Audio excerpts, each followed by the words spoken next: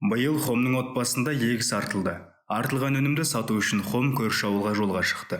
Ол егістікті басқа өнімге айырбастайтын адам іздеді. Ежелгі адамдардың тұрмысы осындай болған екен. Дегенмен, сауда жасауға мүмкіндік әрқашан болған жоқ. Егіндіктің өнімі сауда емес, күнкөріске ғана жетті. Сол үшін ежелгі ауыл адамдары жұмыла еңбек етіп, бауырлық қарым-қатынас пен дәстүрді сақтауға тырысты. Алайда жауын-шашын күтудің орнына адамдар арналар құруды үйренді. Өнімділік деңгейі де көтерілді. Кейін отбасылар шаруашылықтың бір түрімен ғана айналысатын болды. Себебі адамдар өнімдерді өзара айырбастап, қажет затын сатып ала бастады. Ал бұл сауданың дамуына алып келді. Адамдар тауарларды тек бір ауылдың ішінде ғана емес, одан тыс жерлерде де сатуға көшті.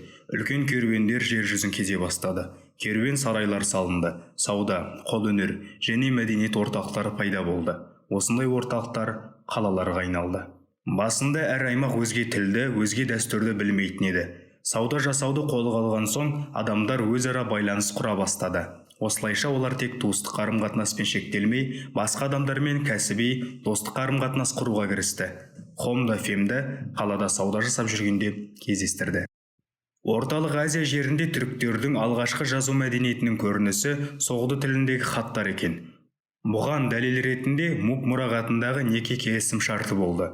Онда түрік ұлы Ут тегінмен соғды қызы Дуггончи некесі туралы жазылған, ал соғды тілінен түркітілдес қазақ тілде қалыптасқан. Қазақстан аумағындағы ежелгі қалалар шығыстың басқа да орта ғасырлық қалаларына ұқсаған, яғни бұл қалаларда этника тұрғысынан көп тілді және көп ұлтты болған. Бүгінгі күнде де Қазақстан жеріндегі қалаларда әртүрлі этнос, дін және тілдер бар. Біреуге пияз болған, біреуге жуа. Олар әртүрлі болса да, қала олардың ортақ үйі.